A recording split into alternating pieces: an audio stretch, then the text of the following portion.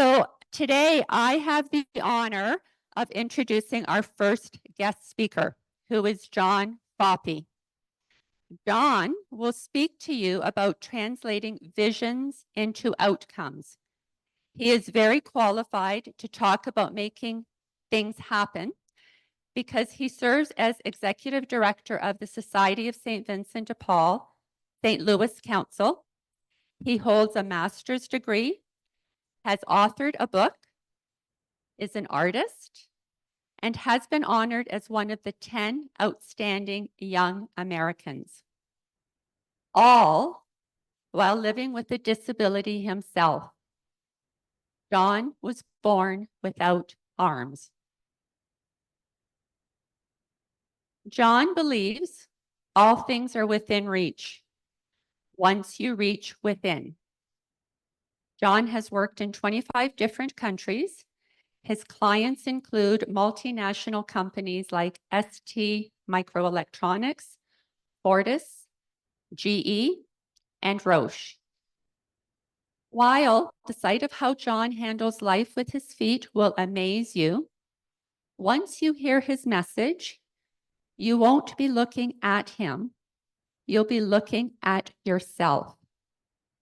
So please help me in giving a warm welcome to John Foppe.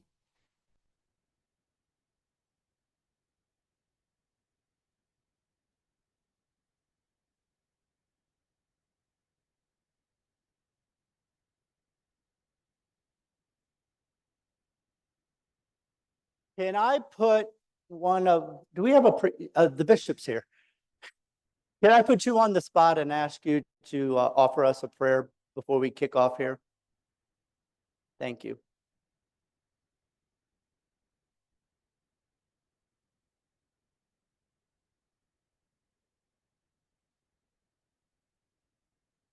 Hear me? Can you hear me better now? Yes. Thank you, John. In the name of the Father, and of the Son, and of the Holy Spirit, amen. We give you thanks, Almighty God, for this new day that starts. Beautiful sun that is shining upon us. Thank you for the whole people that are gathered here for this convention of Saint Vincentians. We ask you to send your spirit upon us so that we be open to your presence and your grace in our life.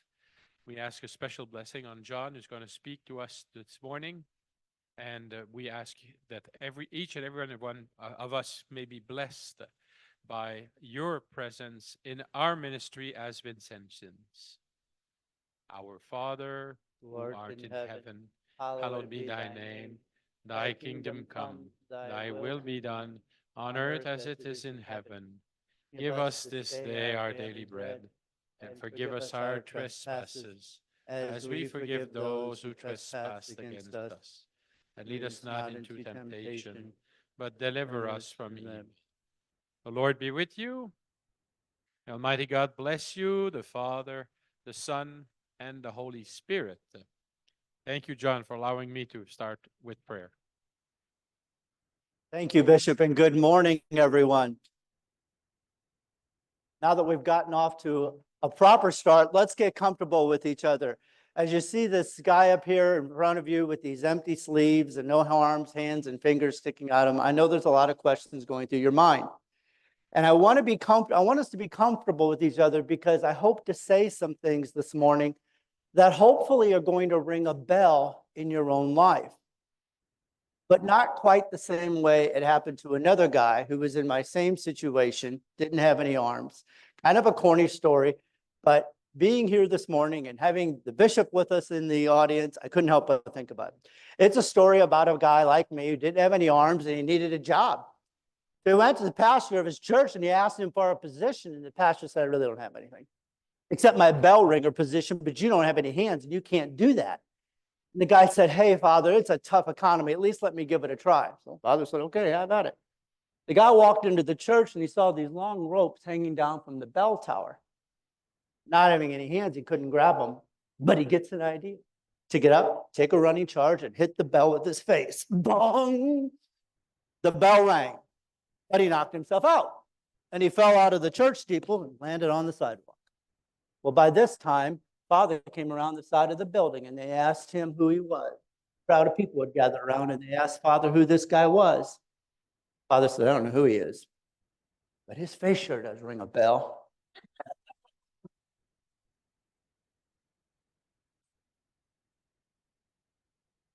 I warned you it was corny. But I'm glad that we can laugh, because it's in laughing that we have fun, and it's in having fun that we really do learn the most. So probably right about now, many of you are just wanting to learn, how does this guy do it? How does he do the day-to-day things in his life that I sometimes struggle doing with my own 2 hands and 10 fingers? I'll give you an opportunity to ask me some questions later, but basically the answer to really all of those questions is that I use my feet for everything that you use your hands for. There's not a special school anywhere in the world that you can go to learn how to use your feet. It's just that the human mind and the power of the human mind and the power of the body have an incredible capacity to adapt. And I've learned in my life that there really are no unsolvable problems. There just are a lot of problems in life that haven't been solved yet.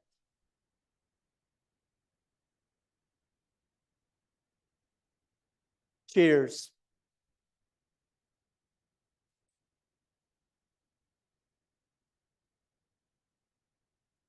Thank you. I just love it when my audiences give me a hand. Okay, this is your warning. The jokes are going to deteriorate from here. Ladies and gentlemen, I have had the wonderful privilege over the last, I don't know, I've lost count, over 30 some years to travel all around this great world of ours and to work with people and organizations from all walks of life. I have literally addressed everyone from florists to the Defense Department, from politicians to prisoners. Well, okay, that was the same audience. I'm from Illinois in the United States. But it's always interesting, particularly in the United States. Wherever I go, I often get the same question. We're very concerned with labels in the United States. So what do you call this? Is it a disability? Am I physically challenged? Do I have special needs? What is it? I don't really get into the labels. You can call it what you choose, ladies and gentlemen. But when I speak in secular settings, I tell folks that I call it a condition. And I use that word condition to relate to everybody, saying that all of us have some type of a condition in our life. Well, what's a condition? A condition is just a simple, basic part of who you are that can sometimes get in your way of living a full, happy, or productive existence. That could be something as obvious as being a female who has to work with a bunch of males, being a member of a minority race, maybe not even graduating college, being single, married, widowed, divorced, being elderly. Those are obvious conditions. Everybody knows that you have them. But then there are conditions that are deep down inside, and only you know that they exist. And maybe that's wrestling with an addiction, confronting a spiritual crisis, battling depression. But today we are here among Catholic Christian friends. So I'm going to speak more freely and call it really what it is. Not so much a condition, but a cross.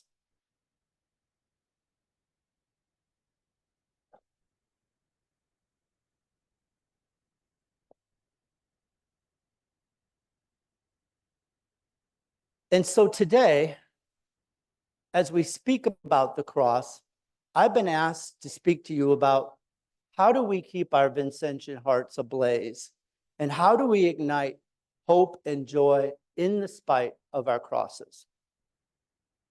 The answer, the short answer to all of this is, as Peter Kreeft says, not just a word, but the word. Not an idea, but a person. He is in our story, our history. Our story is also his story. I can't share my story today with you without speaking of the cross of Jesus Christ. Now, my most apparent cross is being born without arms. Doctors don't know why I was born this way. I don't want to know why. You can't really turn back the clock of time. All any of us can do is look ahead to today and to tomorrow to figure out how we can live our life better. But if you can imagine, when I was born, there were a lot of shock waves and heated emotions that ripped through my family when I was born. My parents were only 27 and 28 years old. They're from a small town in southern Illinois. They already had 3 sons.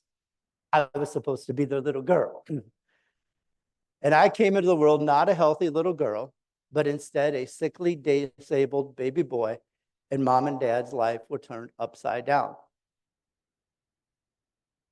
There was anger, there was guilt, pity, but most of all, fear, because mom and dad had so many questions staring them in the face, demanding answers of why John was born this way.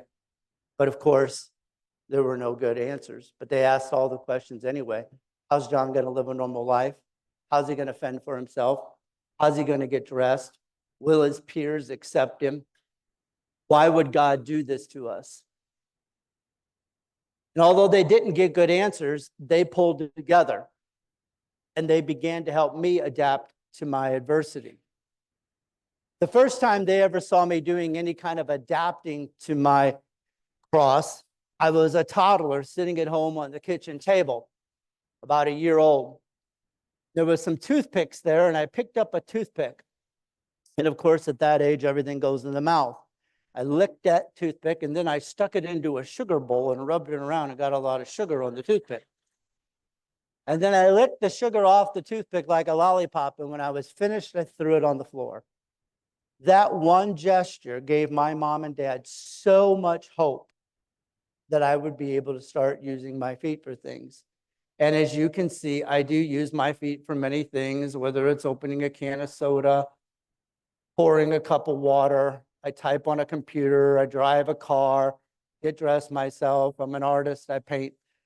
My life is a day in and day out challenge of learning to use my feet for things and learning to live around what I cannot do. And yes, I'm going to acknowledge to you there are things that I cannot do. I'm going to acknowledge to you that there are limitations in life. I am not, never have been, some Pollyannic motivational speaker who's going to sit on your back and say, put your chin up, and just everything is possible. If anyone understands that there are limitations in life, it's a guy without arms. I learned a long time ago, even if I had the longest, the strongest, the toughest pair of arms in the world, there's still only so many things that I could carry, only so much weight I could bear, only so high I could reach. For example, I mentioned to you a second ago that I can drive a car. I can drive any car as long as it has automatic transmission and power steering. Here's how I do it. My right foot operates the gas and the brake pedal. My left foot operates the steering wheel. No special equipment. And off I drive. Look, Mom, no hands. Now you know that joke had to show up somewhere. And that's fantastic. But if I get out here on the highway and I have a flat tire, I'm not going anywhere. Or let's think about this limitation. Let's pretend just you and I are stranded on some desert island somewhere, and you suddenly need CPR from me. You're out of luck. I mean, I suppose I could try one. Breathe, sucker, breathe. But I don't think we're going to get anywhere. Are there limitations in life? Of course there are limitations. The question becomes, what do we do in the midst of them? What do we do in the midst of them?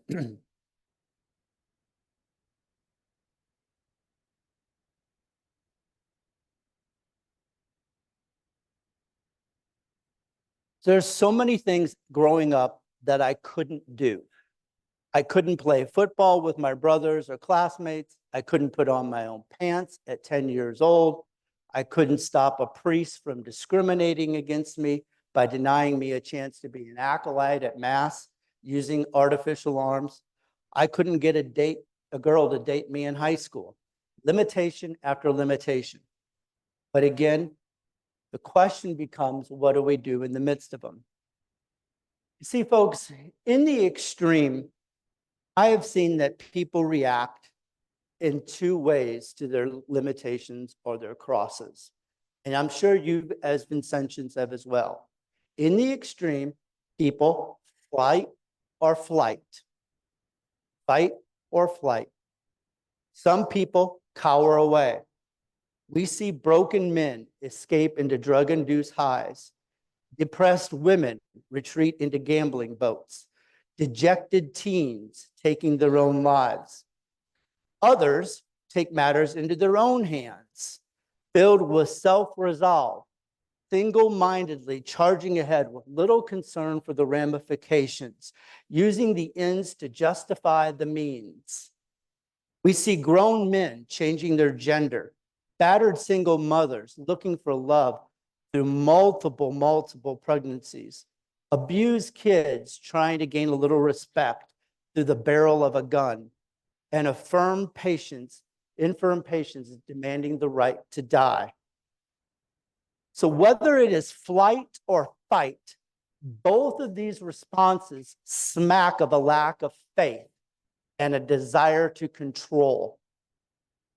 Indeed, Father Richard Rohr states that the opposite of faith is not doubt, it's control. Oh, how we like to take matters into our own hands to avoid suffering and control things. Often our independent, rugged individualism rebels against this notion.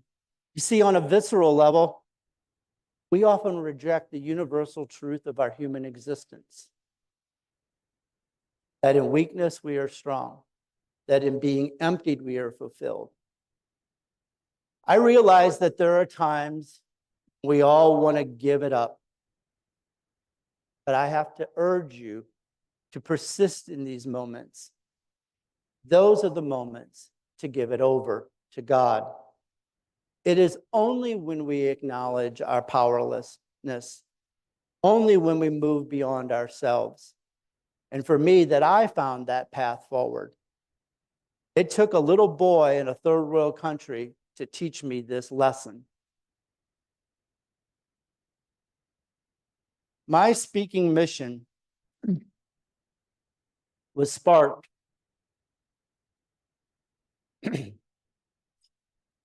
when I experienced a spiritual awakening as a junior in high school. I was given the opportunity to go on a missionary trip to the third world nation of Haiti. Haiti, as you know, is the poorest country in the Western Hemisphere, plagued by disease, starvation, and death. And a group of us students with some adult youth ministers visited the country for a week. On our first day, we visited Mother Teresa's hospital in Port-au-Prince for children. As I stood in this stuffy, smelly concrete bunker, gazing over small, helpless bodies of mere skin and bones, I began to relive some very painful memories from my own childhood at Shriners Hospital in St. Louis. When I was young, at about 2 years old, I was to get tested and fitted for artificial limbs and to stay at Shriners Hospital for a couple of weeks. Medical care was free there. However, it was a cold and impersonal place. My parents felt voiceless in the face of patronizing charity. My first memory of life was being restrained by a nurse when mom and dad left the hospital at the end of the day. Painful memories that I started to relive as I was walking up and down the rows of this hospital in Haiti. Now, this was, as I said, a concrete bunker that consisted of 2 rooms for the sick and the very sick. It looked like a scene from a 1940s orphanage. These old cast iron baby beds. And in each, the room had one window, one light, poorly ventilated, flies everywhere. We were there about 8:30 in the morning and it was stuffy. And as I'm going up and down looking at these kids, they're mere skin and bones, all suffering from malnourishment, the extended stomach, the distended navel, the bonding here. Off in the corner of the room, I heard a baby scream as one of the sisters administered an IV needle into the scalp of the child's skin because he didn't have enough muscle tissue on his limb to support the needle. And kids that would just stare off as I'm looking down into them at their beds to try to get a smile, giving me an empty and blank stare. I couldn't tell if they were drugged, delirious, just didn't even care that I was there. And walking up and down as a 16-year-old, being flooded with these images and smells and senses of powerless and poverty, my mind couldn't help but go back to that childhood of my own at that Shriners Hospital, being restrained and knowing what it was like to be poked and prodded and not being able to be with mom and dad. And anger and frustration started boiling up within me. I felt like the whole room was starting to spin around me. I'm back in that St. Louis hospital, again, reliving that horror. But then something suddenly grabbed my waist and jerked me back into the present moment in this Haitian hospital. It was a little boy who was running around well enough to be getting some exercise. He was probably about 5 or 6 years old. He threw his arms up around my waist and he looked up at me with his big brown eyes, and I looked down at him, exchanging a glance that seemed to last an eternity because of how painful it was. I had one thought clanking in my mind, like a bell clanking louder and louder. You don't have the arms to pick up this child. You don't have the arms to pick him up. And with every thought, I felt powerless. I felt helpless, angry, wanting to be a source of comfort. Also feeling weirded out by this touch and sensation. I'm a 16-year-old boy, not having that kind of intimate encounter before with a child. Everything in my skin started to crawl. And I just could not make sense of this situation. Tears started flooding my eyes. And I wanted to hold them back because I knew this child had seen enough poverty and pain in his life. He didn't need to see any more from me. There were adults in the perimeter of the room, youth ministers and a couple of the missionary charity sisters, watching this awkward scene go on down in the middle of the room. And a deathly silence came across the room. No one knew what to say. And as I said, it probably only lasted a few seconds, but it felt like an absolute eternity. We had 8 more days in Haiti in that living hell. We went to leper colonies, AIDS colonies. We met with families that literally their homes were built in, the floors of their homes were dirt built in the middle of a sewer and trash heaps. But my mind always kept going back to that little boy. I just couldn't get that image out of my mind. That this child had come to me looking for support and comfort, and I couldn't do it. He had to see that I didn't have any arms. He just didn't understand it. And I remember being on the plane going back to Miami. And as that plane got closer and closer to the States, I became more and more restless. Because I knew back home people would want to talk about the pilgrim, the trip. They would want to see the pictures. I wasn't ready to talk about this. I just didn't understand it. I became more and more angry at God. I remember thinking to him, I don't get it, Lord. I just don't get it. Not only the poverty, the suffering, the depravity, but you say that we're supposed to help people, and you don't even give me the ability to do that. Why put me in that situation of such powerlessness? You don't even give me the ability to help. You're a cruel God. And I dared him to respond.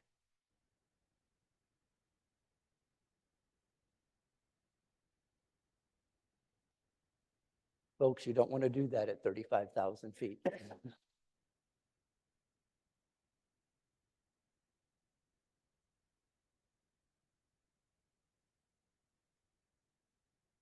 Suddenly it hit me like a ton of bricks. And that boy wasn't looking. The boy wasn't looking to me to pick him up and hold him, but he was hugging me.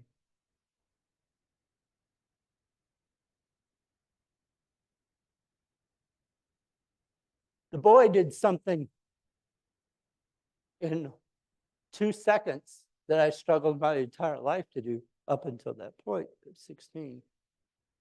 He looked right past my condition, right past the cross, and touched my heart.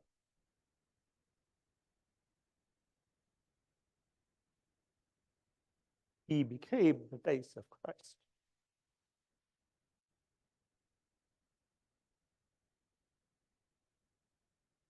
Well, I felt like an idiot. I missed it. I wanted to turn the plane around and go back to Port-au-Prince and let him know that I got it. But just then, the roar of the jet softened, the plane landed in Miami, and events of life took over. I had to finish my senior year of high school. College called, political situation in Haiti deteriorated. Never seemed like the right moment to go back. But throughout the rest of my senior year, I had resolved to try to do something.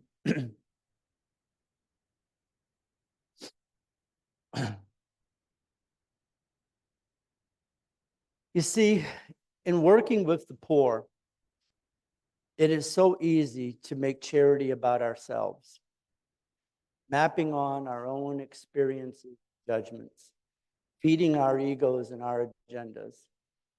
We can easily forget that the work is not about us, only Christ. In the face of scarce resources, we sometimes forget that anything we have to offer is a gift. And only when we humbly acknowledge our limitations and the lack of control that we can truly recognize our deep dependence on God.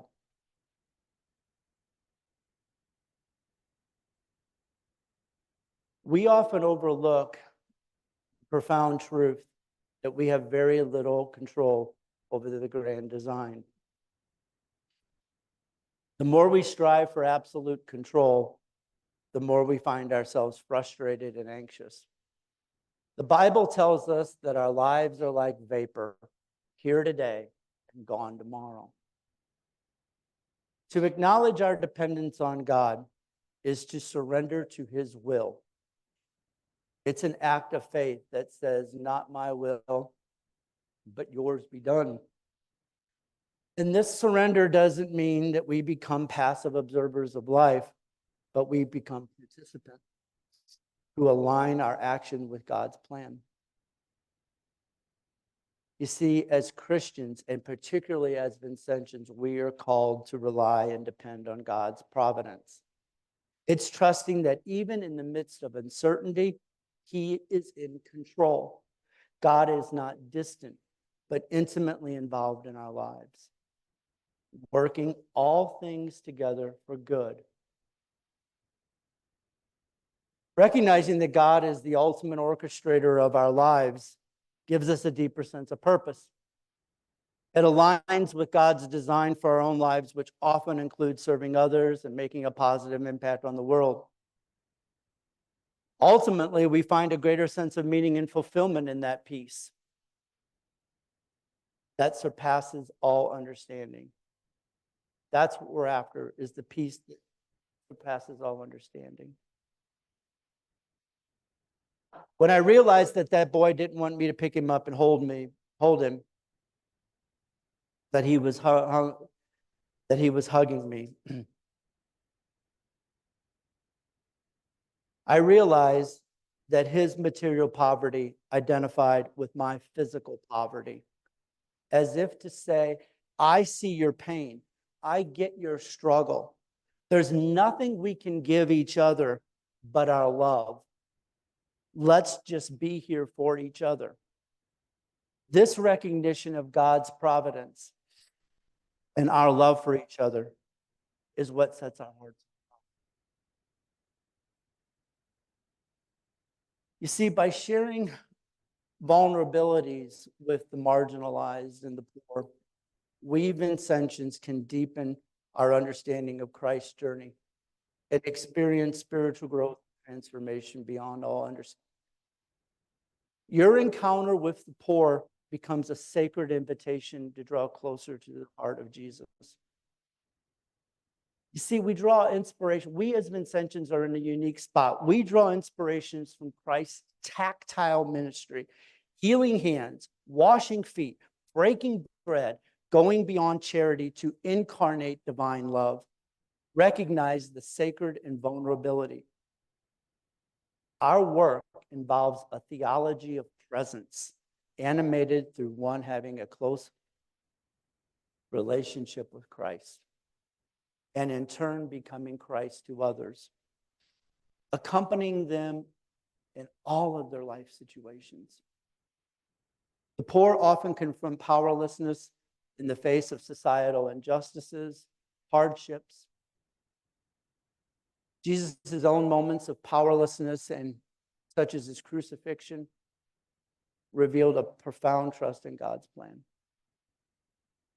In Philippians, we read, "Rather, he made himself nothing by taking the very nature of a servant, being made in human likeness." By entering into the problems with the poor, Vincentians, we share in this vulnerability, and in turn, we cultivate a deeper sense of trust and surrender to God's providence. You see, in Corinthians, he said to me, "But my grace is sufficient for you. My power is made perfect in weakness. Therefore, I will not boast all the more gladly about my weakness, so that Christ's power may rest in me." Jesus' compassion for the suffering was a central aspect of his ministry. And by embracing problems faced by the poor, individuals demonstrate a form of compassion that echoes Christ's own. This compassion, this solidarity leads us to recognition of shared human fragility. It mirrors the humility and the love that Christ exemplified in the Paschal mystery. Matthew wrote that when he saw the crowds, he had compassion on them because they were harassed and helpless, like sheep without a shepherd.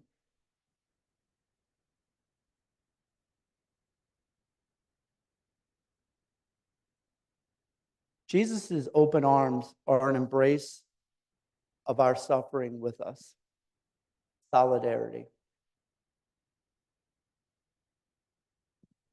One of my birth defects was, or has been, that I had deformities in my hips and arthritic, and very arthritic, because I use my legs so much like not just for walking, but for like a shoulder. I use my legs for reaching and all sorts of things. 2.5 years ago, my left hip finally gave out and had to have a replacement. Now, for years, doctors couldn't do anything about it, because they said the minute that I went to try to feed myself or do something, I'd pop it out. But we had bought enough time that there finally became an experimental joint that came out. 2.5 years I had that put in, 1.5 years of rehab, and it was working beautifully until it didn't, and it failed. So back in February, I had to have a revision and have another surgery put in.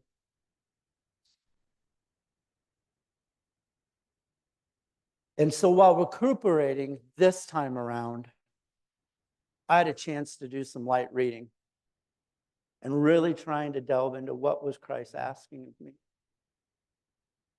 So I decided to do some light reading, started studying John of the Cross. And if any of you have ever tried to read John of the Cross,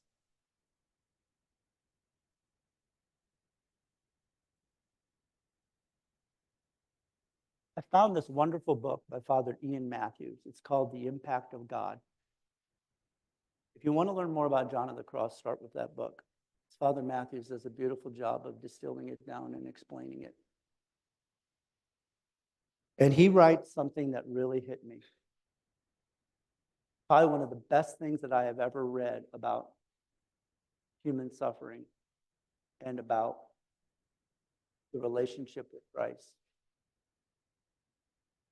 If Christianity were a mere human experience before a spectator God, darkness would only mean darkness. But if the enterprise is divine, and the divine is pressing in to fill the outer regions that can be places of healing, they offer the emptiness that God needs to pour himself out entirely. In writing Night, John of the Cross does not want to say, it's all right, you see, because this is the explanation. Instead, John wants to say, it's not all right. It's a mess. But you are not alone in this. God is present in this. And now is not the time to lose faith in him.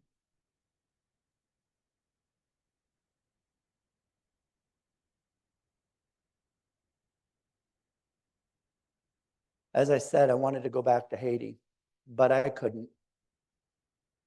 So instead,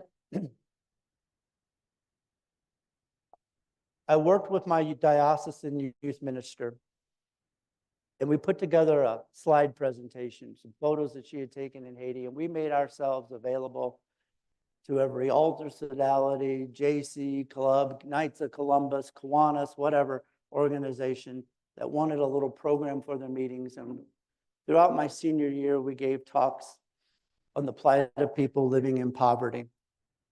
I couldn't lift that boy up in that immediate moment, but I knew that I could write a speech. I could tell people about my encounter with this boy.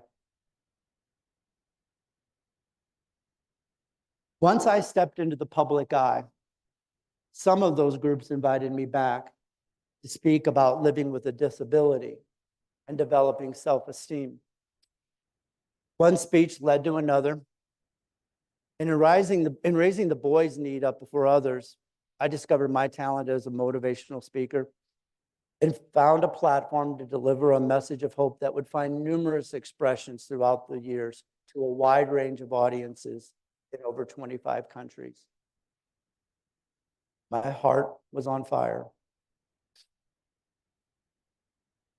You see, Vincentians, sometimes we get so caught up in the immediate task at hand that we lose sight that God is in control and he has a plan.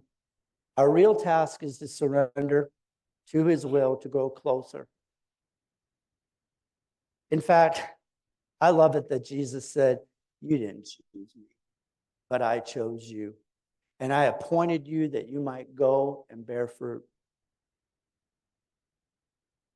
Referring to our Vincentian vocation, our manual states that Vincentians are called to holiness by striving to conform ourselves to Jesus, doing God's will. See, folks, God calls us, all of us, through our inconveniences, our grievances, our weaknesses, and our hindrances. The image of a heart ablaze with fire suggests an intense and consuming love of Christ. This love is not emotional, merely emotional or intellectual sentiment, but it's a profound spiritual reality that ignites every aspect of one's being. It is a love that compels us to abandon oneself entirely to God, to surrender to his will, and to seek union with him above all else.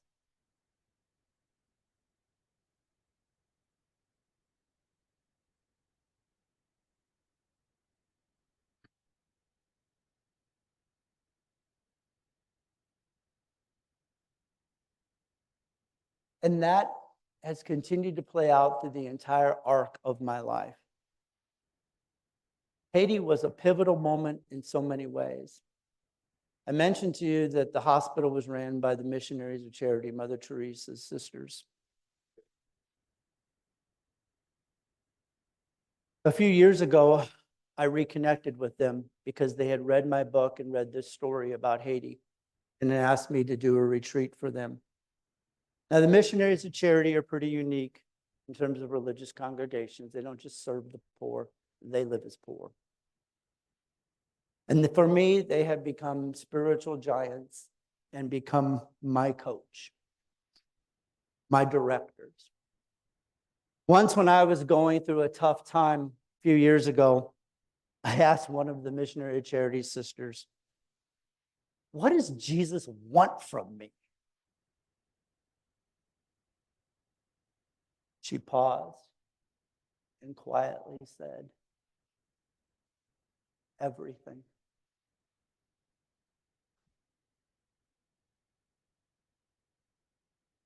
Some of you may recall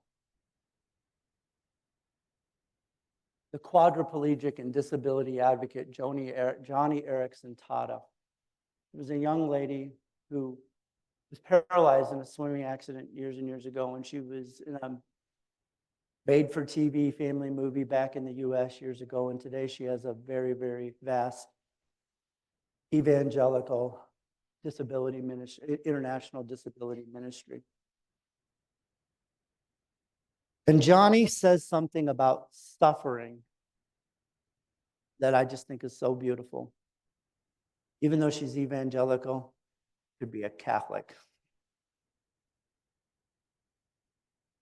Johnny says that God uses affliction like a hammer and a chisel, chipping and cutting to reveal his image in you. God uses suffering to purge sin from our lives, strengthen our commitment to him, force us to depend on grace, bind us together as with other believers, produce discernment, foster sensitivity, discipline our minds, spend our time wisely, stretch our hope, cause us to know Christ better, make us long for truth, lead us to the repentance of sin, teach us to give thanks in times of sorrow, increase faith, and strengthen character. This is a beautiful image, yielding to the chisel. I was once asked, describe my relationship with God in one sentence. My relationship with God is like sculptor and I'm the stone. I wish I could say I'm the clay and he's the potter, but I'm too stubborn. So God has to use a chisel on me. And yielding to the chisel is learning obedience from what we suffer.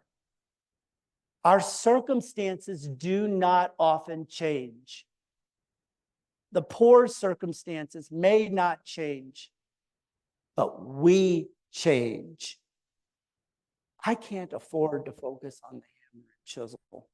Believing in suffering in and of itself is a dead end, but believing in the sculptor is living hope. You see, when I yielded to the chisel, when I gave him everything, he gave me everything in return. When I was born, the doctors gave me 1 in a million chance to live. Had to have emergency surgery at 40 hours old. Today, I'm 53 years old. I couldn't play football with my brothers and my classmates growing up, but I've given motivational speeches to both American and pro football teams like the Miami Dolphins. I couldn't put on my own pants at 10 years old. On my 26th birthday, however, I traveled independently across the globe, put on a suit and tie by myself, and presented a seminar in Jakarta, Indonesia. I couldn't stop a priest from discriminating against me, denying me a chance to be an acolyte at Mass using my artificial arms. However, I have met and been blessed by 3 popes, Pope Paul VI, Pope John Paul II, and Benedict XVI. I need to go back to Rome. I couldn't get a girl to date me in high school.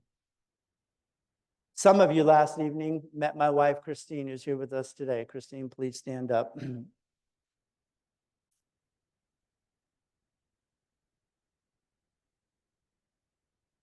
On our first date, we went to Bar Italia, an Italian restaurant in the central cosmopolitan Central West End in St. Louis. We sat out on this wrought iron fence terrace and we dined over this incredible meal of steak and red wine. And we talked about our friends, family, past misdating adventures. And after dinner, I had relaxed and I kind of put my foot up on my leg like this under the table. And suddenly I felt this warm, gentle touch of her hand. Grabbing my foot. No woman had ever expressed that kind of intimate tenderness at that level before. I was swept off my feet.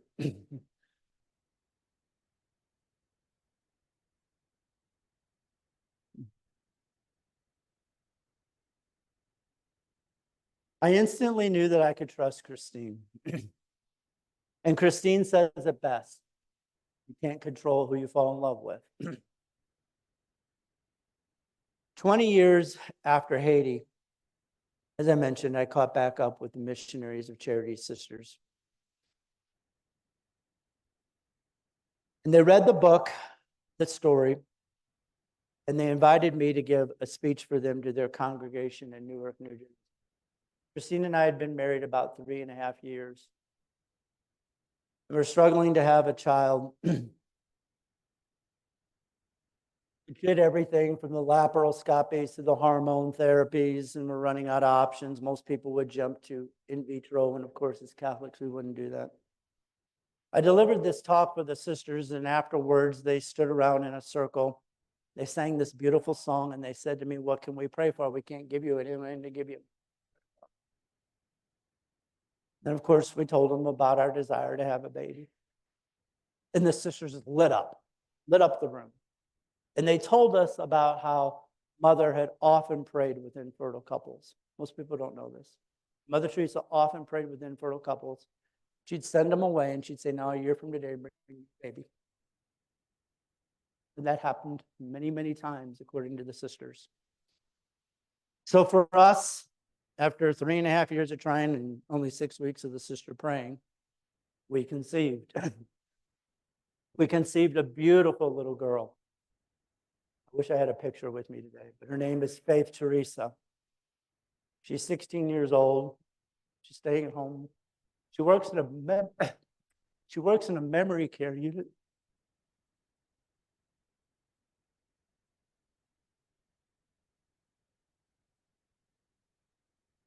She's becoming a young Vincentian in training. She goes with the sisters into the homeless encampments on the banks of the Mississippi to do ministry. At 16 years old, she's not afraid to hand a sandwich to a despondent homeless person laying in a tent. She's not afraid to walk among the squalor, the stink, the depravity. Yeah, I'm very, very proud of her. The other day, she came back from being in one of the encampments and she said, "Dad, I think I was on sacred ground."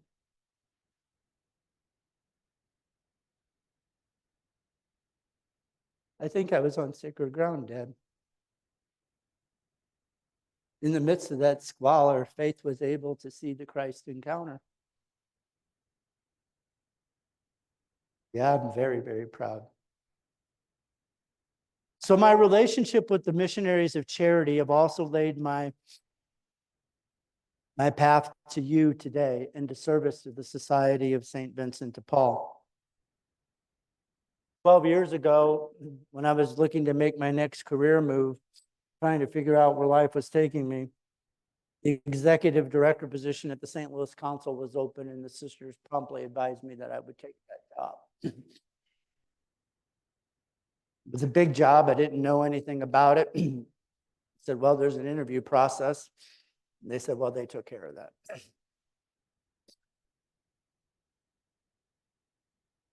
So I tell you all of this not to brag or to boast, folks. I'm not telling you all this.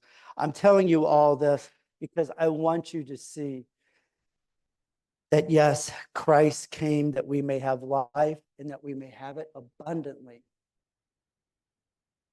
We don't always know where the arc of our life is headed, but there is an arc. There is a purpose. There is a plan. I don't know what the plan is. I would never dare to guess, because anything that I can guess will be too small for the greatness of God. So I understand very well that there will be tough times will remain. There will be circumstances in life.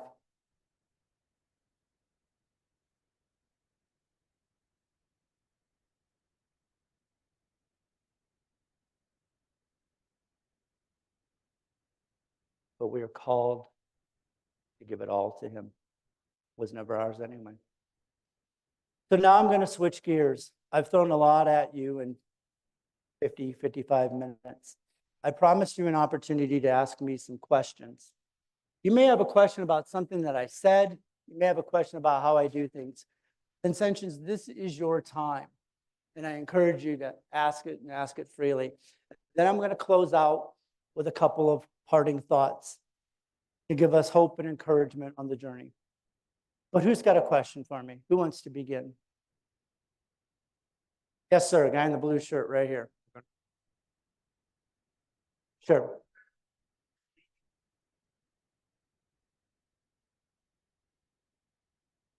The Impact of God by Father Ian Matthews. The Impact of God. Yes, another question. Hang on.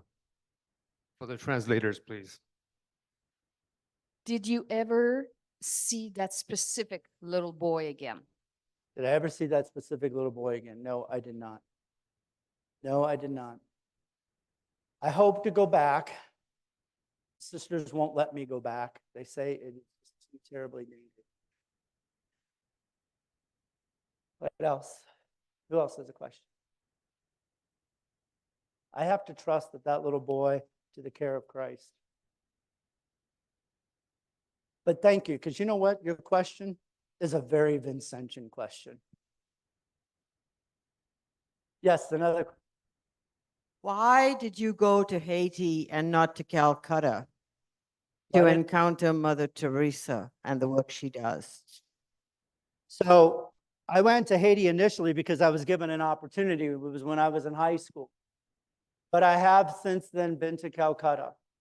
I have had probably the most humbling and the most honoring speech that I have ever given is for the sisters, for the missionaries of charity at Mother House in front of Mother's tomb. It is the most humbling experience I've ever had in my life, and to be honored to be able to give that talk. And I've talked to a lot of important people and dignitaries and powerful people, but I wouldn't trade that experience for anything. Yes, another question. Time for one or two more. Come on, don't be shy.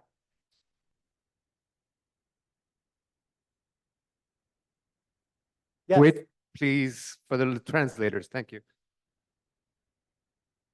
I'm just curious why you wear shirts with sleeves rather than having a shirt made that would fit your Why do I wear shirts with sleeves? I realize it's easier than shirts, but wouldn't it be more comfortable to have something that fit your body? Well, I think it's a balance. I want it to, it's about also being natural and comfortable. I made a mistake years ago in school wearing long sleeve shirts to school. I would sit in the desk and my friends would tie the little sleeve chair and get up afterwards. So that never happened again. Yes. I'll come back. Thank you. My name is Pierre. My question may be a bit long. I'm very humbled to hear from you. I think I have heard about you and seen you in some of presentations, and my family did. So I'm very happy to physically see you one-on-one.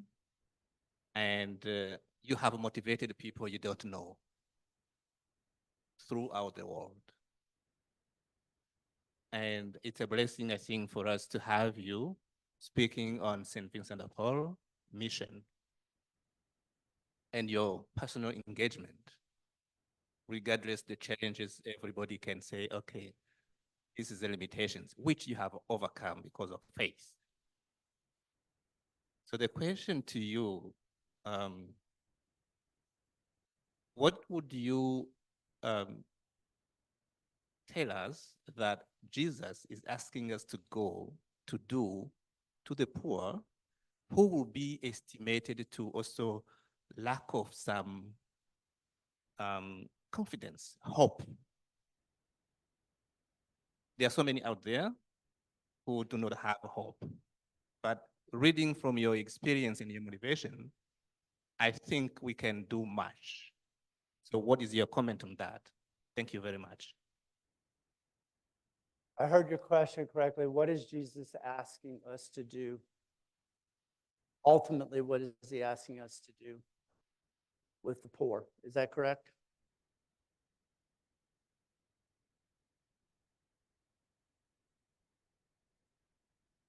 What approach can we utilize to get people uplifted?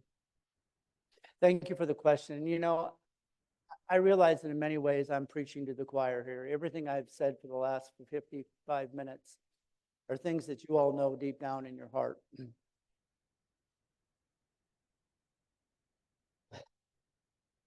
Vincentians are doers of the church. And God bless us, we need doers of the church. The society is a pillar in the church, and one of the strongest pillars, because you all just get the work done. But ultimately, I really believe that we also have to stay in touch with our contemplative nature. And it ultimately is just about being Christ for those people and allowing the poor to be Christ to us. It's the encounter. It's the Christ encounter. Everything flows from that, whether that be building a homeless shelter, a soup kitchen, whatever. But even if we can't do any of that, it is simply to be there for each other, to empathize, to listen, to cry with, to hold. That is simple. And sometimes that is hard against our Vincentian nature, because as Vincentians, we want to fix everything. And that's good, because we're all called differently. But when you can't fix it, you have to just be there. You see, at the end of the day, the Society of St. Vincent de Paul is not a corporation. It's not a bank. It's not like any typical NGO. We do this, we do God's work with what God gives us. So sometimes that's going to be abundantly, and sometimes that's going to be Anybody there? in times of austerity. But we're always there People for are each waiting other. to hear you. And It's translating. ultimately, this is just, we either believe it or we don't. Because when we're on the brink of need, when the brink of everything falling apart, everything becoming a disaster, as John says, it's a mess. You either believe that God is there or we don't. That's what's called faith. Okay. Our time is fast spent, and I'm going to wrap this all up now. But how do we do that? You have one last question, John. One last question, then I want to pull this together. I think your words just now have expanded on the question I had. I think from here many points, but certainly it is underlined for me the sense of presence and our personal connection to a relationship with our in our prayer and as a framework and a listening and being more unfolding in ourselves, being aware and amazed at the incredible gift of relationship with Christ in our life. Thank you very, very much. Absolutely, because you have to remember, at the end of the day, this is all about light and dark. This is all about separate and oneness. Evil works through scattering, And no greater time in history are we scattered and divided and not present to each other through phones, machine, whatever it is. And so the antidote to all of that is presence.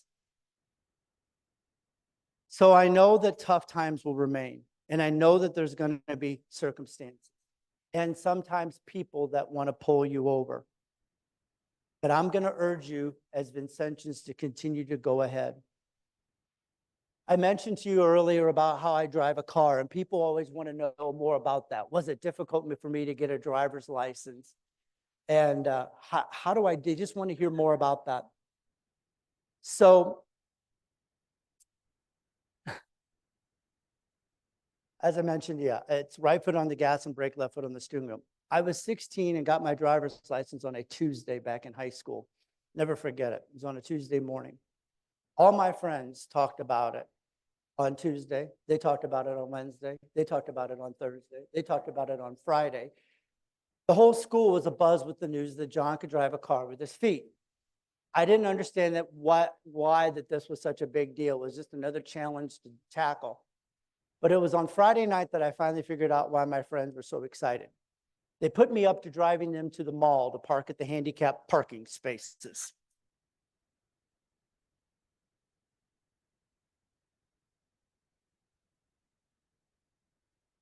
And we had great fun with that and lots of laughs. But the laughter soon ended on the way home when I blew through a speeding trap and got pulled over by a cop. Now picture this scene. I'm 16 years old, got a couple of buddies in the car, hunkered on the side of the interstate. The car is being bathed in the blue and red flashing lights of the police cruising in the darkness. This tall, skinny cop I can see is coming up behind me in the rearview mirror. He comes up beside the car and he says, "Buddy, I've been for you all day." And I said, "I'm sorry, officer. I got here as fast as I could."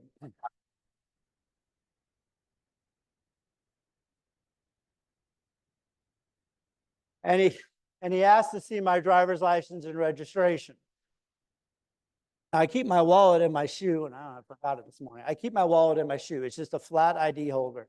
Driver's license, credit cards, dollar bills, because I can get to it easily and quickly and access it. I can't keep it in my back pocket. I'd give myself a hernia every time I reach for it. But picture this scene. All of a sudden, if you're the cop and you see a barefoot coming through a car door window at you, you're going to get a little startled. So he pulls out the flashlight. He's looking around. We're trying to find the candid camera. My buddies are howling with laughter. And so just to drive the point home, to make sure the officer sees it, I pull one of these numbers. I take my left foot and I wipe it across my face in a sense of guilt and regret like this. By now, he's catching on. Oh, and I should have told you that earlier in the day when my dad gave me the keys to the car, told me something I'll never forget. He said, "John, this here is a magic car." And I laughed at him. He was an insurance broker. What do you mean? He said, "It's a magic car, and that the first time you get a ticket or have an accident, it's going to disappear." So I can't take this ticket home. And I'm wiping my brow in guilt and regret like this, and the officer's finally catching on, and you can tell he's out of the situation. He starts stammering around, and finally he just hands back the license, and he said, "Buddy, well, why don't you just go on ahead?" Works every time.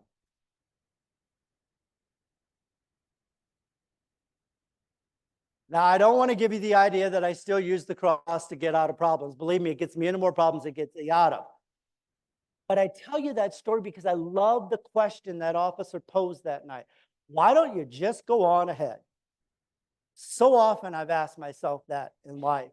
Again, there are circumstances and problems and certainly people that want to pull us over. Why don't you just go on ahead? How do you do that? I'm going to leave with you with 4 things tonight, this afternoon, that I ask you to do to go on ahead. Because faith is a journey. It is about one foot in front of the other when we absolutely know whether it is a beautiful path ahead or it's off the cliff. First is hope. Always have hope in your life. Hope is what gives meaning and direction to your steps. We are Easter people. as St. Augustine says. Second is patience. Patience allows you to recognize the good, the bad, the right, the wrong, the clarity from obscurity, and to move accordingly. Be patient. Third is perseverance. It provides the strength to get back up again after we fall. And we're all going to fall. I have a scar on my chin from when I was a toddler learning to walk because I couldn't put my hands in front of me to brace myself. So I fell against the sidewalk, the bathtub. But perseverance is what gets us back up again. And the fourth and the final thing is prayer. Your one-on-one relationship with Christ. That is so fundamental, foundational, and fuels everything. It has been said that silence is the language of God. The contemplatives, the sages, the ascetics of all ages and religions have sought God in silence and solitude of the desert, forests, and mountains. Jesus himself, remember, spent 40 days in the desert, communing for long hours with the Father in the silence of the night. We can't put ourselves directly in the presence of God if we do not practice internal and external silence. And that's hard for us Vincentians because, again, we're the doers. In silence, we find new energy and true unity. Silence gives us a new outlook on everything. And it fuels our prayer. So see, this is really what prayer is about. In the beginning, for so many of us, our prayer often takes the shape of God grant me this and God grant me that, petitionary. And then it develops into thank you, God, for everything. And then it matures into I want to resemble you. Eventually, it transcends language. And we pray with our whole being in sacred silence. As our prayer deepens, we hear more of his voice than ours. And as our humility grows, we feel more of his love overflowing in our hearts. And as our mind quiets down, we sense more of his presence in every moment. So as I bring this to a close, let us carry forth the flame of purpose and passion that has been ignited in all of us today. Inspired by the legacy of St. Vincent de Paul and guided by this divine mission entrusted to us, let us go forth with courage and conviction. May we never waver in our commitment to serve those in need. And may the fire of love that burns within us continue to illuminate the darkest corners of our world. With hearts ablaze with compassion and solidarity, let's heed the call to set the world alight with the transformative power of God's love. In the words of Vincent de Paul, it is our vocation to set people's hearts ablaze, to do what the Son of God did, who came to light a fire on earth in order to set it ablaze with his love. Let us embrace the sacred calling with fervor and determination, knowing that together that we all can truly make a difference. God doesn't roll out the red carpet treatment for any one of us. He doesn't open the doors in advance of our coming. But he guarantees that he will walk down this path in life with us. And what more can we want? Thank you, and may God bless each and one of you abundantly on this journey.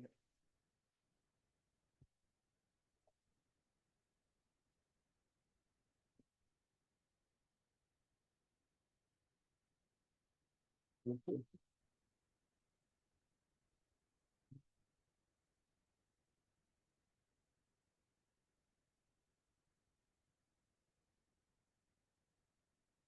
Thank you so much.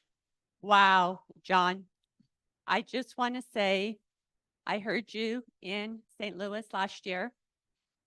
Today, hearing you again, I am just so motivated and inspired by you, just like everybody in this room. See the standing ovation. You are an inspiration. And thank you for showing your vulnerability and sharing your story with us, being led by God every step of the way and allowing him to sculpt you.